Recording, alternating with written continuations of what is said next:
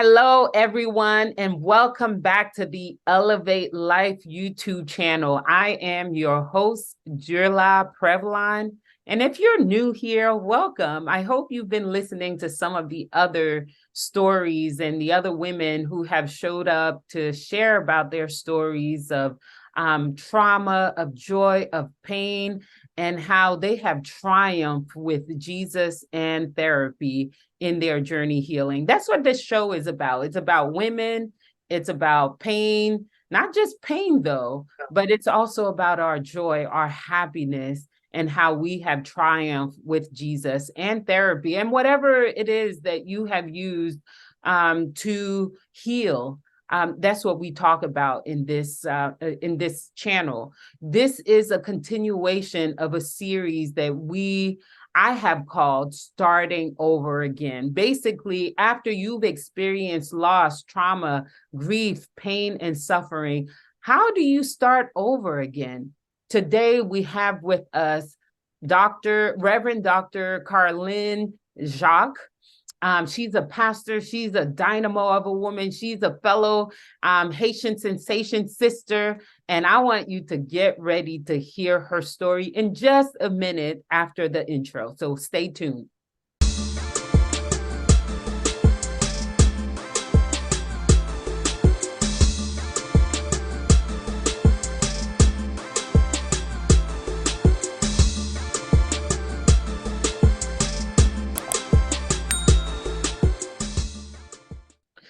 So again, welcome. We have with us today Reverend Dr. Carlyn Jacques. And I want you all to hear her story, but I want to give you a little intro of who she is. I met her through her husband, Richard. I was looking to going on a trip to Africa 2 years ago. I don't know if you've been following me. If you have, you know my whole journey of I took the DNA test and I found out that my ancestry was in Nigeria and Benin. And so I reached out to her husband and said, hey, I hear you do these trips. Do you have any intentions on going to Nigeria and Benin? At that time, he didn't. But what he said was that I can make it happen. And he did make it happen last year, this month, actually, last year, a year ago, about 10 of us went on a journey to Africa, to Nigeria and Benin. It was an up and down trip, but it has changed my life in so many ways. Carlyn's husband, Richard, has since passed. I had the intention of meeting her through Pastor Richard. He never got a chance to do so. So what I did was reached out to her on social media and said, I need to hear your story because he told me you were Haitian. And when I hear of other Haitian pastors, I need to stay a little closer to glean from them for us to collaborate. So today is a day of hearing from the other side of Richard, the other side that helped me to go to Africa, because I believe part of who she is allowed Richard to do some of the things that he wanted to do in life. And I was able to benefit from her sacrifice. And so I wanted to hear from her. I wanted y'all to hear her story because she's a dynamo of a woman. So I'll stop there and I'll give Pastor Carlyn an opportunity to just introduce yourself, Pastor Carlyn. Who are you? Let the people know you a little bit. You're not just Pastor Richard's wife. You are all a woman of God that God has created and God has gifted and God has given a ministry to. And I want our audience to get to know you today. Hello, everyone. It's such a pleasure to be here. Thank you. Thank you, Sister Dwella or Pastor Dwella, whichever one it is. Thank you so much. I appreciate you so much. Because I've seen your name here and there. I followed you and I'm like, oh, this is so amazing and everything else. Yes. And I didn't even know you went on a trip with Richard, right? So Yes. yes, that's so great. My husband was Pastor Richard Honeywell. He passed away February 13, 2023. of this year. It was a hard loss, right? I met him Yes.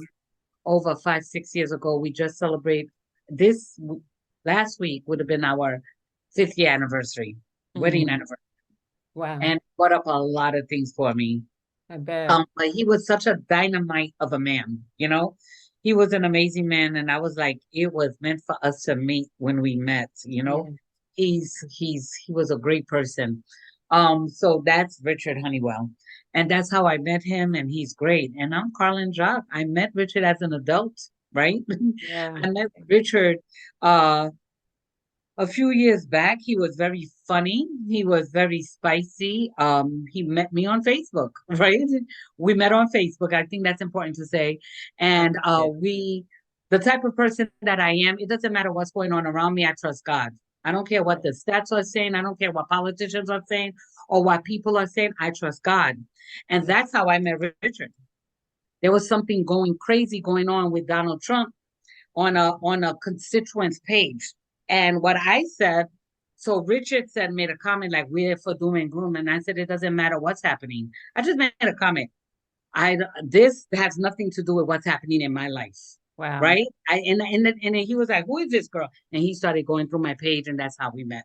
But I Wow. am Carlyn Jacques. I am a marriage and family therapist. I'm Dr. Carlyn. I just let people call me Carlyn, Pastor Carl, whichever one, it doesn't, I don't say you got to call me doctor. I'm fine with it. I'm I open like and giving people their titles, yes. especially as Black women. I want people to hear the titles partly because, it's a privilege we haven't um, been given, right? And so Right. once we've done the hard work, once we've done the studies, call people by their rightful earned titles. And I, not only for that, I think for little Black girls looking you're right. You're right. so they can know that they too can be Reverend Doctor someday. So, Exactly. I mhm. appreciate it. Mine comes with this whole different thing experience that I've been through. That's like Yeah, that's not gonna maybe not happen in this conversation, but definitely that I've been through that I'm like, this is what's happening right now, right? exactly. Yes, But I totally get it and I respect it and understand it. And I think our young black ladies need to hear that. that's Young black right. girls to That's say, if she right. could do it, I can do it too. Yes, yes. So I am a marriage and family therapist. I am a pastor. I've been in ministry, preached since I was 16 years old. I've run the youth department when I was 16 years old of over 70 young people. Wow. I, it's like I've done a lot in my lifetime. I am the daughter of Bishop Dr. Reverend Honore Jacques. He was Mhm. well known. He's the Haitian founder of the Church of God in the United States. He Wow. had many of churches under him, and when I say many, it's over 50. Wow. He was not a hoarder of titles and of positions. So I definitely learned that from him. We are church planters, we are church builders. That's where I came from. I And love I came from working hard, and that's all I know how to do. Um, and I'll just share it. this story. I remember I went to a baseball game with Richard, and I was like, hmm. And I was looking around and during the baseball game, and I said, what they should have did was have these people sit here. This should have been organized. And I was like, girl, you at the baseball game. Yeah, Sit your right, right, right. sit You're down. off. So, the second baseball game was better. And I was like, oh, yeah, this is great. But the Yes. first one, I was sweating. I was like, oh my God, this is a lot. Some organization. What should have happened right here? They should have this mascot come here. I was just coordinating. It was crazy. I love So, it. I love it. So you had to remind yourself to turn it off a little bit, turn the leadership hat off a little bit so you can enjoy. I want to absolutely. hear a little bit about your story. I know on this channel we talk about trauma and suffering and I think that's one of the areas that we all have in common, that at some point in life we each will face some measure of pain, some measure of suffering. So I want to hear a little bit from you along those lines, how that subject has impacted your life throughout your years of ministry and even to the present. How have you navigated different types of traumas or pain or different things that's happened to you? Growing up, being my mom's daughter and my father's daughter, being a PK, being a PK of this stature, we had to learn. I had to learn. My mom says when somebody passes away, tie your belt. Now listen to you, like tie your Mm-hmm. waist, Mm-hmm. get everything in order, grieve later. Mm. Growing up, that's how it was. So many people died. So Mm-hmm. what we had to do, we had a whole system. The young people, being a young person's leader, would have to go to their house, help them clean up. The men would bring the drinks, the women would bring the food in the patio. The men Mm. would bring the drinks in the back. So growing up, I thought that's what it was until my brother died. Mm. When my brother died a few years ago, and that's the first death in the family, that's when I was like, oh my God, Mm-hmm. this is just not a death. It's home. It's It's right here. home. Yeah. It's home. If Daniel could die, anybody could die. Hmm. Even though many church members died. Then my sister passed away. Wow. She was only 37, and I Wow. was 1 year younger than her. Wow. And I could see the death unfolding, and I could see the patterns, right? I have a gift of discernment, right? And I could see Okay. the patterns, and I could see her going to her death. My brother, too. And I was there for both of them to Wow. usher them. And then my dad passed away, and I wasn't there, right? I wasn't there when he passed away. I left my job to go because if my father called, I would answer because that's my dad, right? And Mm. not only he's my dad, he's this leader, he's this person. So now my husband passes away. Wow. I thank God for those experiences that made me say, you're going to do what you got to do and you're going to mourn later. Mm. I'm going to say, I haven't mourned yet. Mm. Yeah. I haven't really mourned, but the trauma going through that set me up for where I am right now to Right. say, this is how you're going to go through this. And I said I did mourn, but it's like I really didn't fully mourn. Yeah, But I because it's a whole journey. And I'm glad that you are sharing that I haven't mourned yet, because when someone dies, especially in the United States, we treat it as if it happens, you grieve it right now, and you tuck it away. You put it away.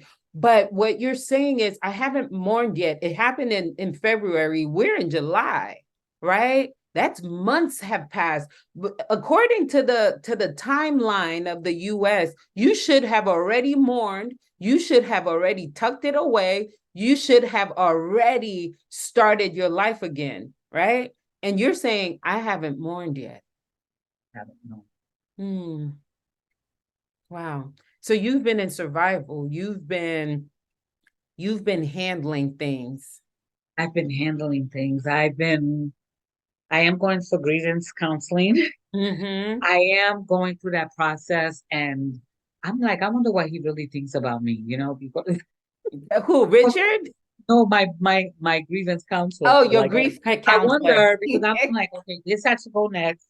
This has to go next. And I think I haven't won yet. I think I should have just like because we have a church. Pastor Rich and I had a church and we have a church. I have a church. And I just continued, Right. right? Because this is what we do. We continue. This is how I was raised. This is what I do. And it wasn't good for me health wise. I bled on people. Mm-hmm. I Yeah. let people, the people say the craziest things, and Mm-hmm. people don't know. It's like you got to know better. You should know Yeah. better. And Yeah. till Yeah. now, yeah. I So appreciate this so much. Because what you're giving is a realistic picture of how how the grieving journey can go for some people. That there are some of us, there's a delayed grief process. There are for some of us that there are some things that need to be handled. There are some practical things that need to be handled. Like you had a whole church community that needs to be handled. You have some practical matters on the ground that needs to be handled, and you needed to kind of like go into survival so that you can handle these things in order to release you to go and grieve in the way that is authentic to you. And I love the way you said that, Yeah. because you're right. I Yeah. did. And you know what? I felt like I didn't even have a choice. Yeah. I had to, Yeah. because Richard had a business and people run their business the way they run it. And then all of a sudden I was responsible for something I had that Richard had before I existed. Yeah.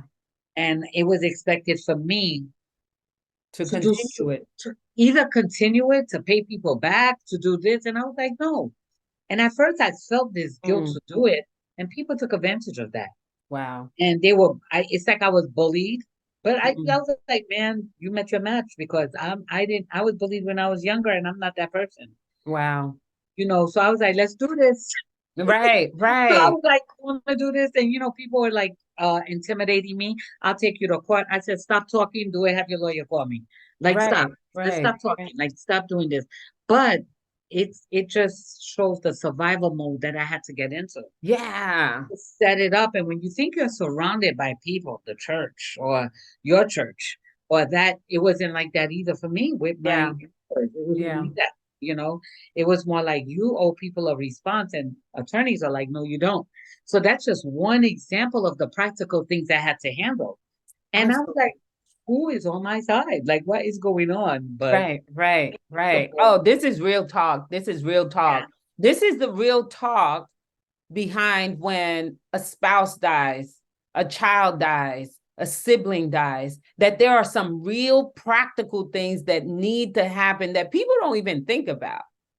People don't think of the practical things of, shopping for a suit, shopping for a coffin, shopping for this, settling this account, settling that account. Nobody talks about the messiness behind some of those things. Things. Nope, nobody does. And I had to do all of that. And I did Yeah. it.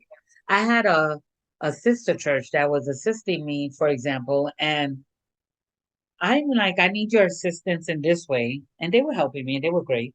And then Yeah. all of a sudden they were giving me assignments. I said, what are you why are you here? Right, right. You're a Like, master hold up, wait delegator. a minute. You have issues. Why are you calling me with? I was like, or I think you misunderstood. I did not misunderstand you, And Right, so I was like, what are you doing? Like, how could I support you? Write a check. right. We already know there's a debt. Let's go. Let's write. And people are like, wow, Mm-hmm. wow. I was like, yes, write the check, write it down, Right. write the check, Because there are some real needs. There, And you that's asked the me. thing. And you That's, asked me. So since yeah, you asked me, I'm letting you know. I don't want to sound like, oh, I'm not like people, they have this idea of how, oh, yes, yes, we're performative based. I don't want to perform. right. What you see is what you're getting. This is what I need from you. That's You right. ask me, this is what I need. If you can't do Mm-hmm. it, I understand. And people did what they could, and I appreciate it. Right. Really appreciate what I people could do. love that. I love that you have brought flavor to the conversation, authenticity to the conversation. You brought Haitian and New York in the conversation. Like, people, for my audience, now listen, Yes. be clear. Be clear. If you show up, asking a Haitian and a New York, she's Haitian and New York, the truth, that's what you're going to get. Okay. So I want to shift the conversation a little bit Yes. to ask, where is God? Where was God in the midst of these series of losses for you? Where's God? God was there all along. He Hmm. directed. As feisty as I sound, write the check. He put a muzzle on my mouth for so many different things. He was Wow. right there. I'm gonna protect you for where you are right now. Wow. The Lord, the things that people said, even at my brother's funeral, my sister's funeral. I'll give you an example. There's a sister that said, oh, the good sister died. Mm. That one didn't, that one right there. Mm. This girl, I see her right now in my head. I forgave her, but she said Mm-hmm. it. The good sister died. Good sister died. I mean, out of all, and by the way, my mother has 9 children, 6 girls. Wow. And I'm in between, I'm number 5. I'm everything the middle child is. Hmm. So it was like with 6 women, the good sister died. Wow. This people say the darndest thing. How It could like painful. stick you. God was right there. You know, he didn't allow me to snatch and I was younger. He didn't allow me to snatch anybody. He didn't allow me to respond. Right. He just, and you know what? The things went over my head. It's now I could talk about it. Wow. Now I could go to that young lady and said, "You have said this, and I just want you to know I released you. I released you in this year." Right. But people need, I think it's important for people to know what they, how, with, I know that's probably where she was, but I don't know. There's a part of me that's like, people need to know where they are. Like, Right. that's just one example. Where is God? God is right there. He's like, I Wow. got you. I wouldn't give it to you if you couldn't handle it. Wow. Wow. Yeah, And that's what happened. Yeah. that's awesome. Sometimes when we think of God in the midst of loss, you know, oftentimes we believe God can't be in the hurt, in the pain, in the messy with us. And what you're saying is that God was fully present. God was fully protecting you, even from the assault, verbal assault of people as you were grieving, as you were hurting. God was right there protecting you, providing for you. Absolutely. Richard, I knew Richard for 6, 7 years. Mhm. People knew Richard longer and they let me know it. I knew Richard for 40 years. Like you just came on the scene. Wow. Like, it's like, and you know what? It wasn't even here in my heart to say, I want to say this to you. I want to do this to you. Right. You I didn't was have just the like, energy. Yeah. I didn't have the energy or the desire. Right. I was just like, oh my God, some people don't know that they're stupid. Like you're just stupid. Mhm. That was foolish. Like I Right. was like, you don't even know. Like, and then I would just stay quiet and just let them listen to themselves. But I don't think it was me. I literally believe it was the Holy Spirit. That's right. That's right. Because when I'm finished, I was like, can you believe? Can you believe? I was Right. like, oh Right. my gosh, like I can't believe, that this person said this. But yeah. Right. They say Mhm. things like that. Yeah, Wow.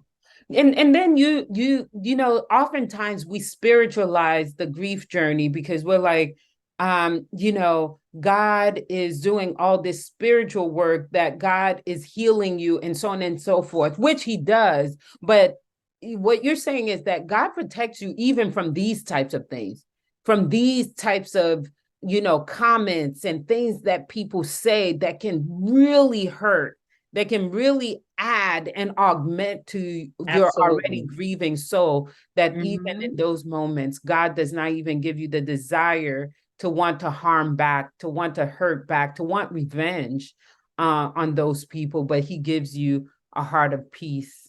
Yes. Yeah. Peace.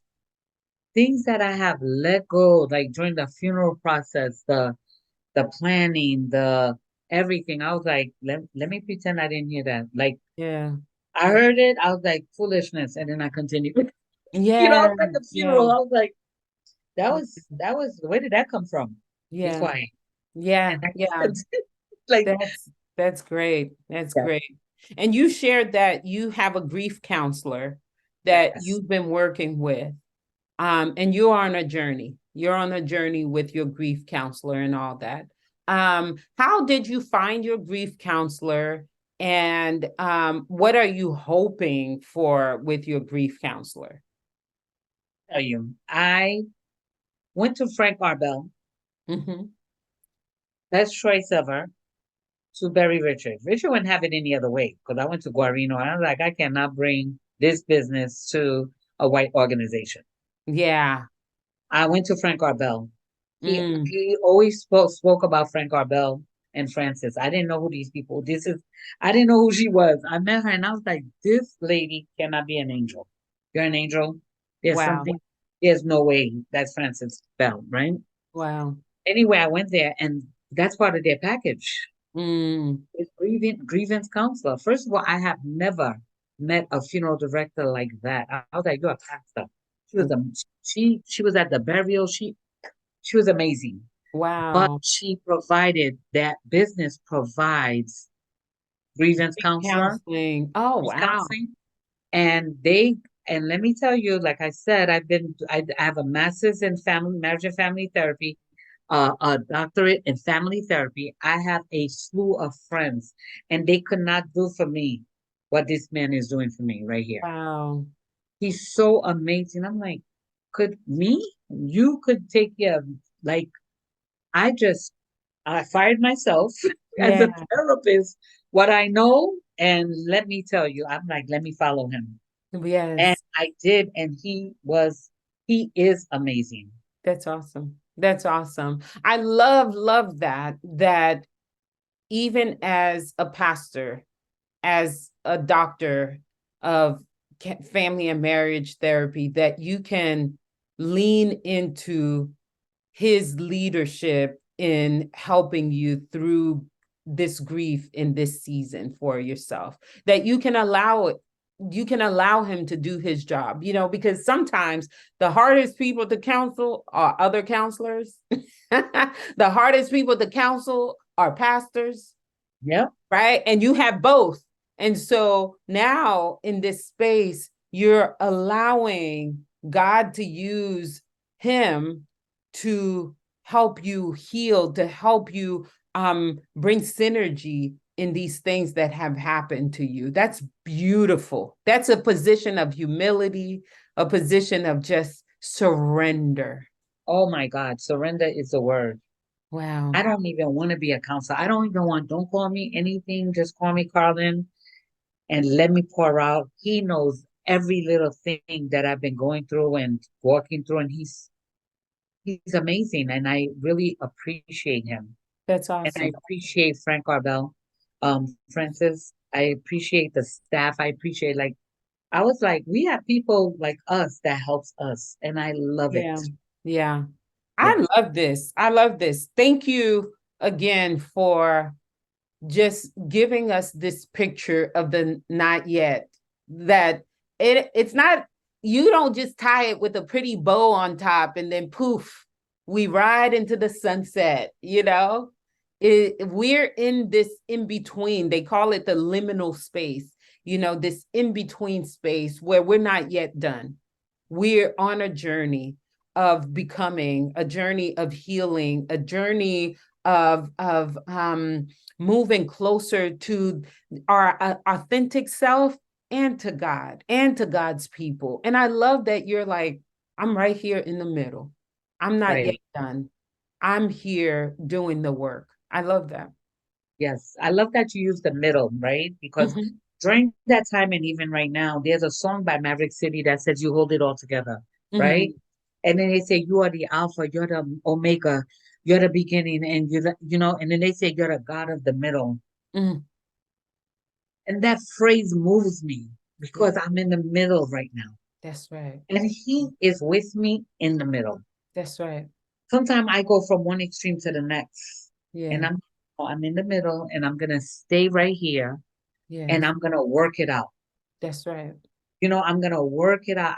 Like I said, I bled on some people, Yeah. and I love my members. That's like, hey, Pastor, you bleeding? I was like, yes, I am. That's Mhm. exactly what I'm doing. And Yeah, watch what you say, right? Because people right. just say stupid stuff. Yeah, yeah, And and when they capitalize for attention from Richard's funeral to use an opportunity that I know Richard to use that as yeah, an opportunity to put the spotlight on themselves, I was like, I thank God for the God of the middle. yeah. Because I'm telling you, he really kept me. Yes. He really like, come back here. We're gonna Mhm. focus on this. This is what we're gonna do. We're gonna get through this day Yeah, and then we're gonna move forward. that's right. And that's where we're going to end today. You guys, if you are listening, God is a God of the middle, and he meets you right where you are in the middle. Thank you so much, Pastor Carlin. Pleasure. I would love for you to come back, Absolutely. so we can continue to see your journey and to see how God continues to be in the middle of these changes, transitions with you as you're healing, as you're grieving, as you're ministering, as you're pastoring and supporting communities. Thank you. Thank you. You have blessed me. And I hope those that are listening are blessed as well. For those of you that are listening, well, before I talk to you guys, Pastor Carlyn, is there any last minute words you want to share to the audience? Any words of affirmations? Anything you want to leave them off with? Yes, I do. I just want to tell everybody that I know with the Christianese, we talk about how God is doing this, God is doing that, but I'm gonna tell you, God is in the middle. Yes. He's with you, and we could depend on him. He is truly the way, the truth, and the light, and he will give you supernatural strength that you'll even be surprised. Like I'm surprised of where I am, and like even while I'm emotional, he has me stable. It's like I trust God, and I just want to encourage you to trust God, and get to know who He is for yourself. Don't hitchhike, don't take a ride, don't regurgitate. Trust God and get to know Him for yourself. That's right. That's right. Thank you so much. Thank you so much. If you love this show and what you have just heard, share it with another sister or brother. Share it with your neighbors and like and subscribe and follow us for more. Thank you all so much for listening today. Have a great day.